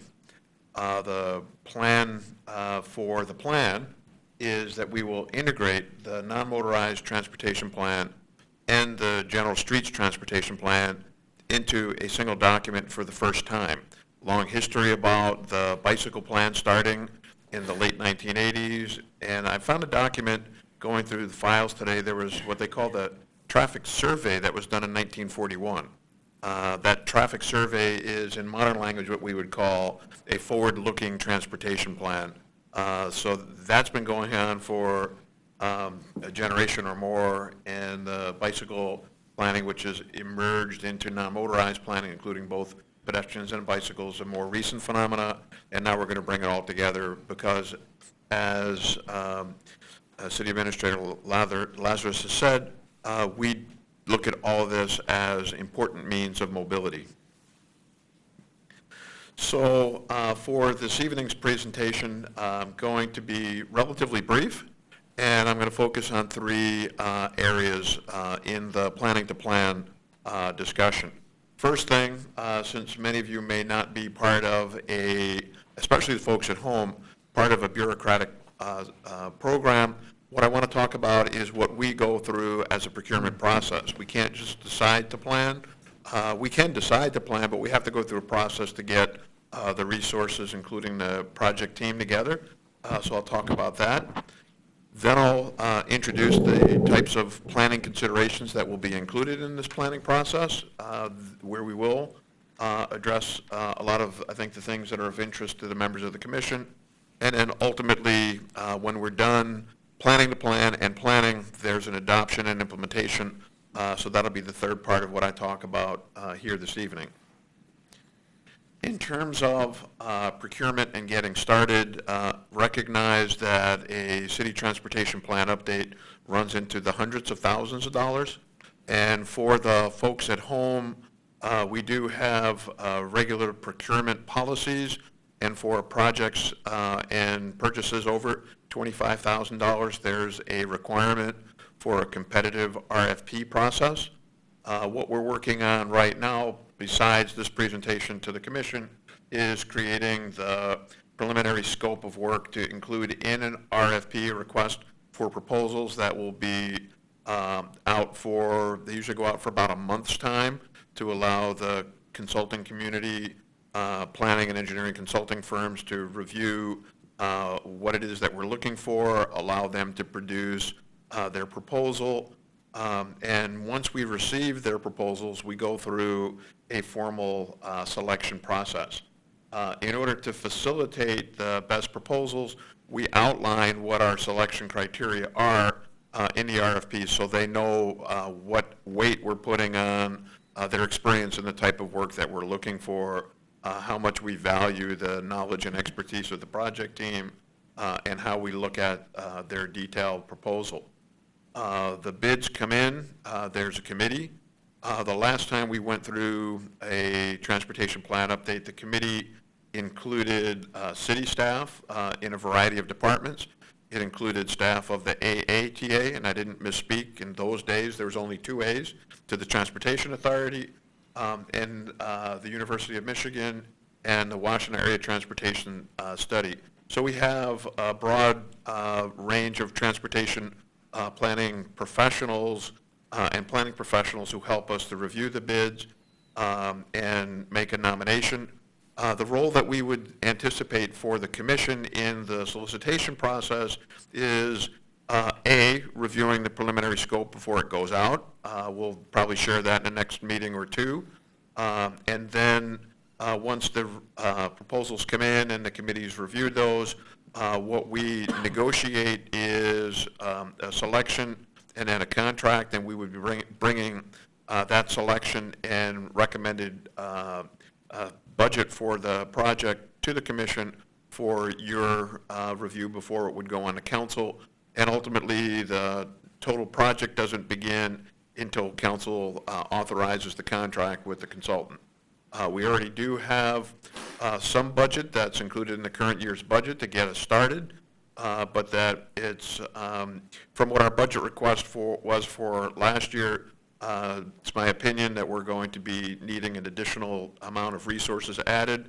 I'll know more about what those resources added will be as we go through the solicitation process, but ultimately the work begins when the council authorizes the contract, and then we establish an agreement with the project team and have a notice to proceed. Planning considerations, one of the most important things for me as a planner is public engagement. The city has a very complicated public engagement toolkit that requires us in a very rigorous way to look at who are the identified stakeholders. We would look to the commission to identify a member to serve on a stakeholder committee. So there'll be a role for the commission as a body, but we would also be looking for potential identification of someone to represent the commission's interest as we go through the process. And we have this stakeholder committee, which will include a variety of interests, I would imagine, with the emphasis on Vision Zero, would include public health, would include police resources, other community groups, and again, there's a rigorous process. We define the critical stakeholders, and additionally, just to mention, groups like the Commission on Disability Issues, the Ann Arbor Center for Independent Living, all are invited to participate in this group that will help provide guidance, and we will convene several general public meetings and workshops as we go through the planning process. The core areas that we're going to be focusing on in the plan will include safety and Vision Zero, the continued migration and integration of multimodal transportation, and issue that is always challenging for transportation planning, even back to the 1940 Transportation Survey, congestion mitigation. Where are we experiencing issues in the road and how roadways, and I guess I could add sidewalks and bike facilities as well, although less congestion as a problem in those areas, although some folks might describe the sidewalks on Main Street as being congested, but it's not at the same level of intensity as what we hear on some of our community roadways. Vision Zero, again, this is something where at our last meeting, I believe a citizen brought a handout and had the 9 principles and values of Vision Zero. What I want to share with you this evening is that Vision Zero is got to be built on data. Data, data, data. We need to know what the issues are, what types of remedies there are for the issues that are framed. So are there spot location issues? Are there corridor issues? Are there systems issues? And then by having good data about what the issues are, we can identify what the strategies are to address those and measure our progress. So the concept of Vision Zero is we want 0 fatalities, 0 critical or serious crashes on our community. The question of how fast do we have to get to 0? Is it 5 years? Is it 10 years? What is reasonable progress? Those details get factored into the planning process.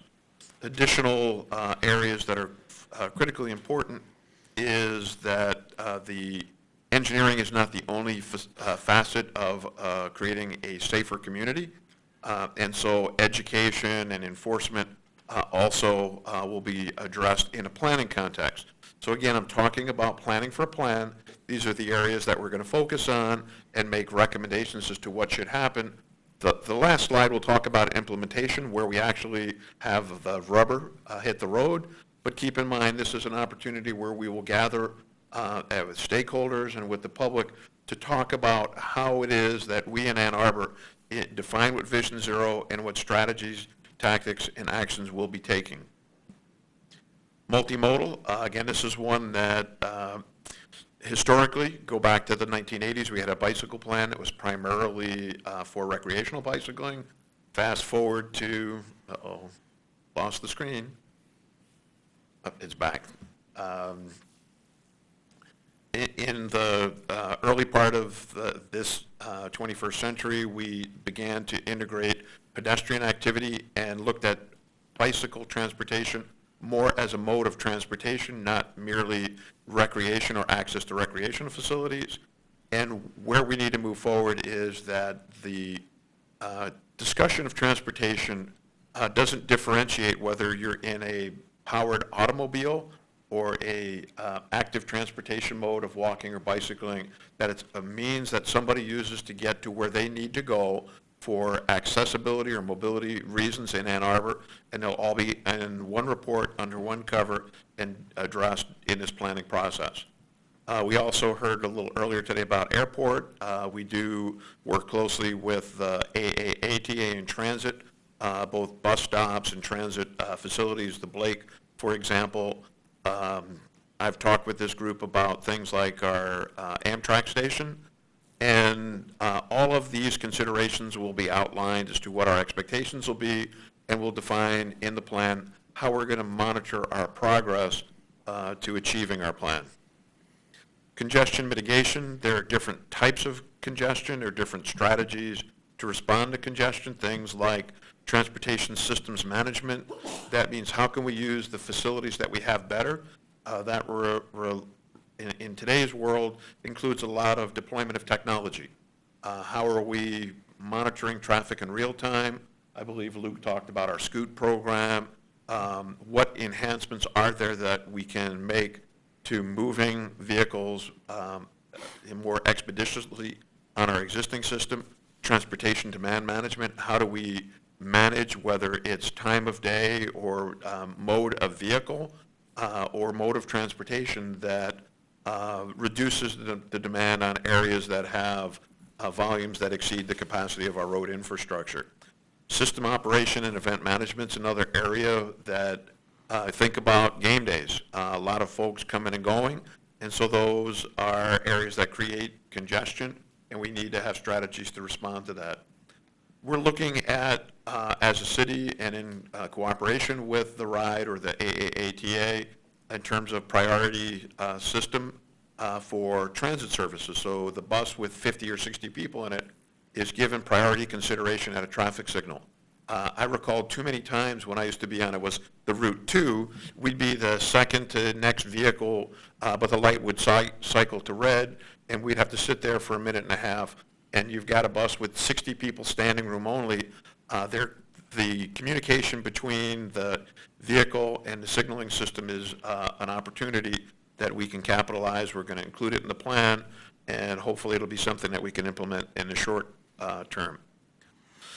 After all the planning's done and we know what it is that we're striving to do, we go through an adoption process. And for folks who might have looked at the Allen Creek Tree Line, that's the most recent master plan element that went through this adoption process.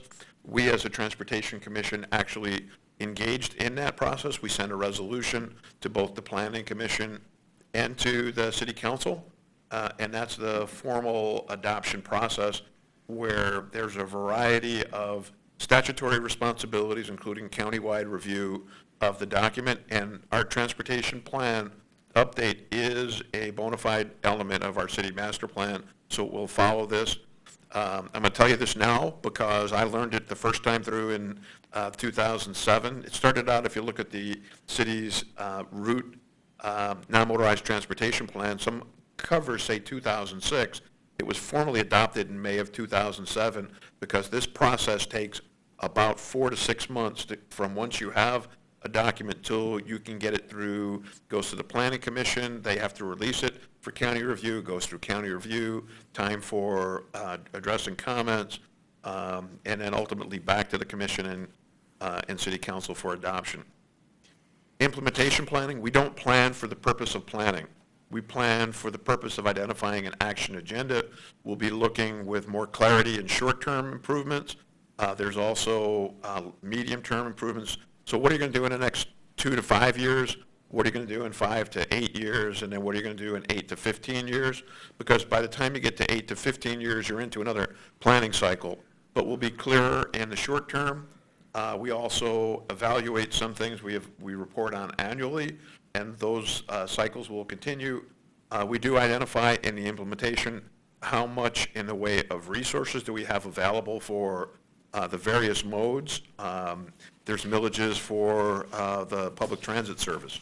There are Act 51 and other funds that are available for roadway improvements. There are grant programs now called the Transportation Alternatives Program, TAP grants that we apply for non-motorized elements. So we anticipate what the revenues are, and then we have to balance what our plan is calling for with the resources that are available, and that's an ongoing challenge. In addition, we all know that physical facilities are only a piece of the puzzle, and as a plan, in order to be comprehensive, we do include and address education and recommendations on enforcement as well. With that, I'm going to pull up to a stop and say any comments or questions from the commissioners, and thank you for your attention.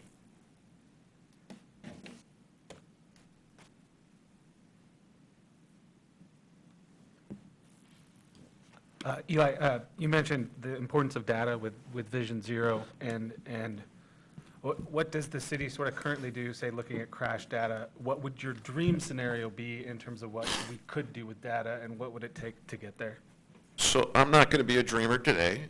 What I can say is the current practice is clearly if there's a severe incident, we do an investigation.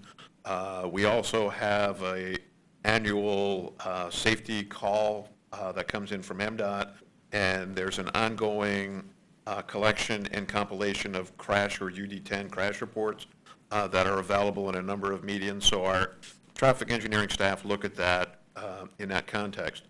Where the plan is going to go is that we're going to do a deeper dive for the purposes of planning, not merely, okay, what do we have that could qualify for an MDOT safety award, but what is our real experience, not just a severe incident or something that can qualify for funding, but systematically throughout the entire city, what are those crash issues that we have, and then begin through the planning process to outline strategies to address those issues, whether they're spot location, corridor, or community-wide.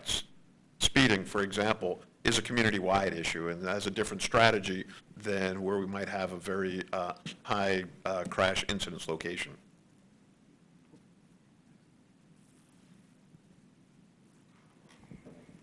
Thanks, Eli. Sort of piggybacking off of Brad's question regarding, or his question regarding data.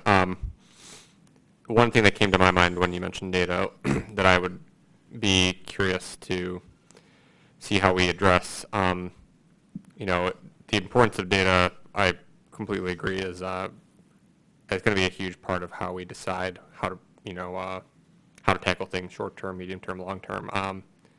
My only comment about that is, as as data collection methods and technologies change, sort of being cognizant of what modes are being captured.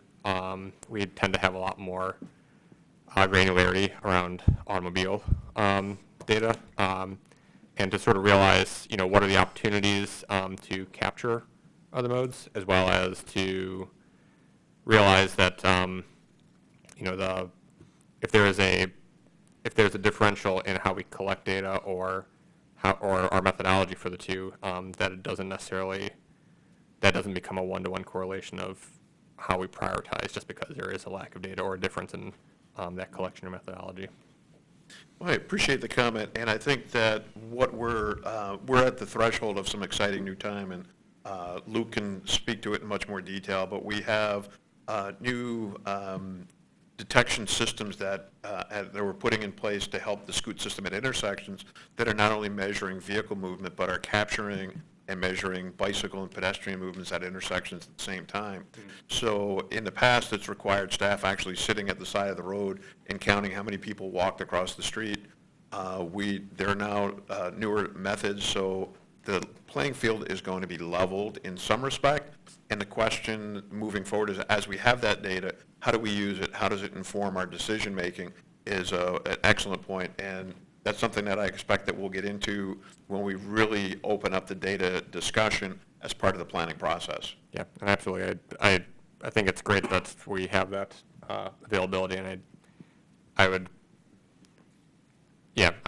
like you said, I think it allows more coverage of more spots in the city, but whether or not that becomes a perfectly level playing field may not be true, but it certainly it's a big improvement in years past. So.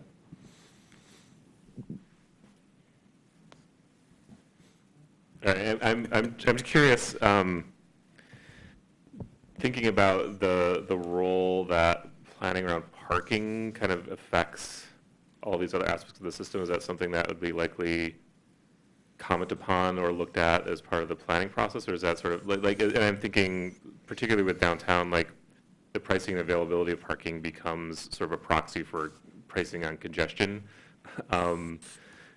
So I don't know whether that factors into the overall plan, but it seems like it's something that affects the system. I'm just curious what your thoughts are on that. I appreciate that, and we clearly coordinate closely with the DDA in terms of the parking supply, parking management. In the rearview mirror, back when we did the 2009 plan, that followed on the heels of what was called the A2D2 Ann Arbor Discovering Downtown. But that when you begin to look at the extent of a citywide transportation system, parking is an important piece, but it's a piece, and it's pretty much fixed relative to the other components. For example, SEMCOG recently, and you were at the meeting, announced that in the next 20 years, we're looking at 15,000 new residents in the city, 15,000 new workers working here. Those are the types of change that put pressure, because we add those additional people and their trips to the transportation network, and that begins to show where some of the hot spots are, where we need to focus more on alternative modes in order to be able to capture a higher share of the travel marketplace. Parking is important, but it's among a variety of data points we will be looking at. Just if I could add to that, on a very short term, we're going to have a problem. We're going to lose parking spaces downtown. And one of the things we're working on with DDA is to figure out how to balance that with some new construction, particularly at Ann and Ashley. Pricing is a concern because while DDA is looking at increasing permit rates and on-street rates, if we don't address parking fines with that, we come up with a situation where things are upside down, where it's cheaper to park on the street all day and get a parking ticket than it is to park in a deck. They've also done studies with circulation as to how much time people actually spend looking at parking, as you saw a couple of meetings ago. So the management of the parking system as downtown develops, as we take parking offline for development is a challenge for us. And, the university is adding parking down in the medical center complex. That becomes a challenge for us, particularly as we look at very high volumes of pedestrians crossing the Fuller and Maiden intersection. So it is part of what we're looking at, both, as Eli pointed out, as a planning tool and something that's part of the system, but short-term, there can be some pretty dramatic impacts of parking going offline without replacement, and we are looking at it.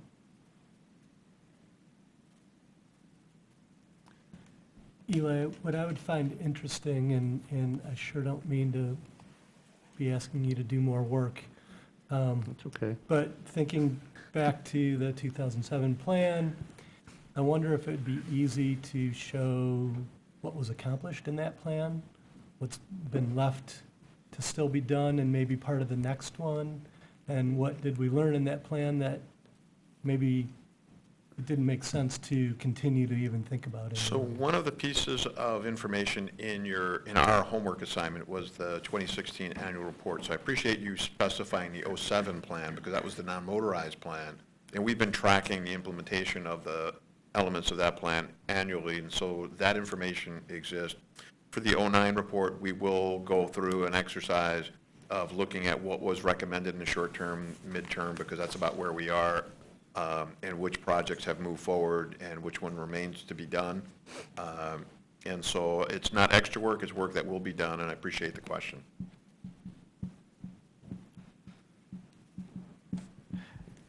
You mentioned Vision Zero as one of as a guiding principle.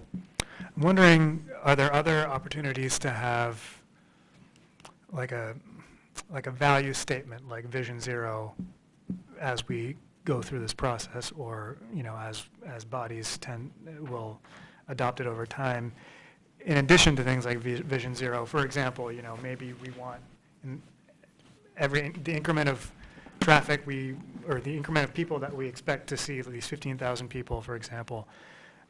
Just as an example, maybe we don't want them to be driving into the city as a matter, that's just some policy goal, for example. Can we kind of inject things like that into this process? Because I feel like we're having discussions about parking and things like that where it's not clear to me if there is an overriding policy goal that it's achieving. Like, we want parking to be priced a certain way. Why? Can we articulate why? And is there an overall arching principle that all of these feed into? And is there a way to get there? The simple answer is yes. And looking at the clock, I just want to keep my answer brief, but for example, in the 2007 non-motorized plan, we identified a target of 6% mode share for bicycle commuting. That's a tangible number. With regard to the 2009 transportation plan update, we looked at maintaining a certain level of traffic flow within the community, and we might not have been as effective in maintaining that because some of the strategies that we were to implement or anticipated being implemented, like commuter rail, like high-capacity transportation corridor, have not been implemented. So we're going to have to take a look at that, but yeah, it's absolutely appropriate, whether it's in California, they're moving to VMT goals as opposed to levels of service. I'm familiar with those movements, and we can look at those as part of our metrics as we move through this planning process, and we should. One of the things that we might just want to factor in as well, which you may already be doing, is as the Ann Arbor Public Schools continues to offer school of choice seats, we are seeing a lot of traffic coming in from our surrounding communities. And we, as a district, are looking at different types of remote busing plans to get those students to a bus and then bring the bus in. But we do know that we have a lot of extra cars that we're bringing into the city for education. So as we are able to handle those loads of students, we might want to think about that as well. Appreciate that as another issue to be framed in the process. I was glad you brought up the SEMCOG population projections, and I think a huge one that both Planning Commission, Scott and I, and as well as Transportation needs to keep in mind is those projections show the elderly population of Ann Arbor increasing by 100% in that same time span. So with the elderly population doubling in size, I think a big part of this has to talk about how do old folks get around town into the future. Good point. So part of the challenge always is when we look at property development in the land development code, it's done on a parcel by parcel basis, and sometimes it's agnostic to the fact that you may be putting in 500 houses here and doesn't appreciate the fact that you just approved 400 units just down the street. It's going to be incumbent upon us to pull all that together as we look at a city of 150,000 people in the coming years. It's going to require a change in everything from how we look at individual site plans through capacity and how we advance that. And let's not forget we have 80,000 plus people a day drive into town, and those are all things where we just can't jam more cars down our arterials anymore, and we're going to have to be smarter about how all these things are integrated. We're not just going to look nationwide, we're going to look internationally at solutions.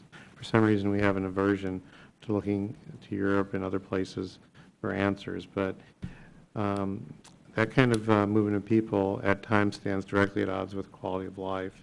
We don't want to sacrifice that. So we are going to have to do things differently as we go forward. We are going to have to realize that hopping in your car by yourself to go somewhere is not always going to be your first choice. And we are going to have to look at how we get the snow out of bike lanes so people continue to use that as a way to get to work. Those are critical. If we don't address them, then we can expect quality of life will diminish.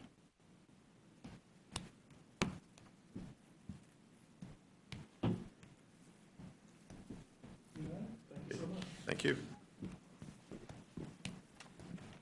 Okay, we have that.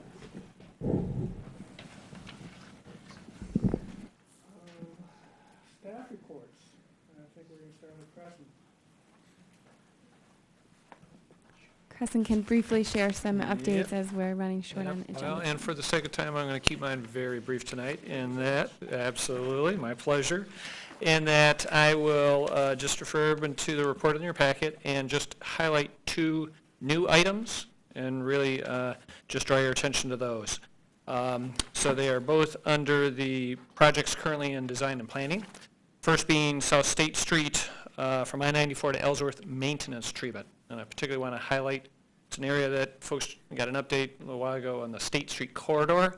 So it's in the same general area, but we're not moving ahead with those improvements yet. This is an actual capital maintenance project for the existing pavement, but that's noted there as well. So just wanted to make sure there wasn't confusion about that, but that was a new addition. And in addition, a couple of projects down on that same page is the Nixon Road Corridor Improvements Design Project. So again, refer you to that description there, but the thumbnail version is that we were given funding with the last budget process by council to start the design of that project. The project wasn't in the CIP at that time, so it's specific for design. That effort's going to be getting started here, or is getting started. We'll take through the full year, and by next fall, as Scott mentioned very quickly, next fall will be the full CIP process, looking at the entire 6-year plan, and that point we'll be programming where that construction is able to occur, because that's going to require multiple funding sources and infrastructure items, but we'll be, along with the design, to have a better sense and understanding of what those needs are. So those are 2 new items to draw to the Commission's attention. Yep. Do you want to do anything else? No, I think we can move on to liaison reports. Okay, do we have any liaison reports?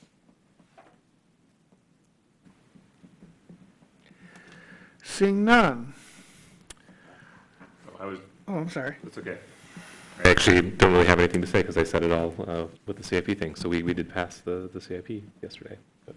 Okay, well, next was commission member reports. So I think we already covered that. Oh, yeah. Call for new agenda items. Other than what we already see for our January meeting, is there anything else that people would like added for that meeting?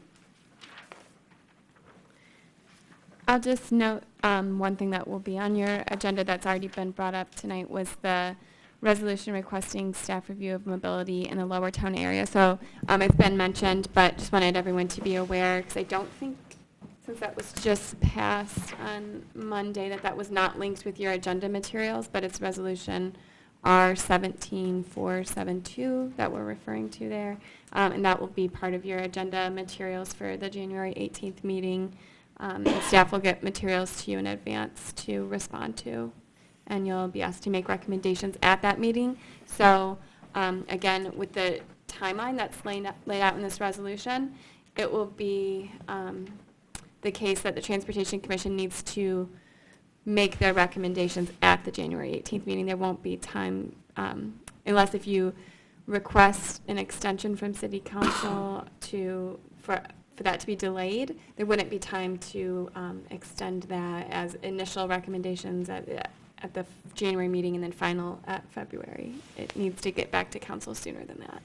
If I can comment on that, I would never want to put the commission in a position where they don't have time to diligently look at an issue. What will be brought to the commission then is discussion of a scope of work.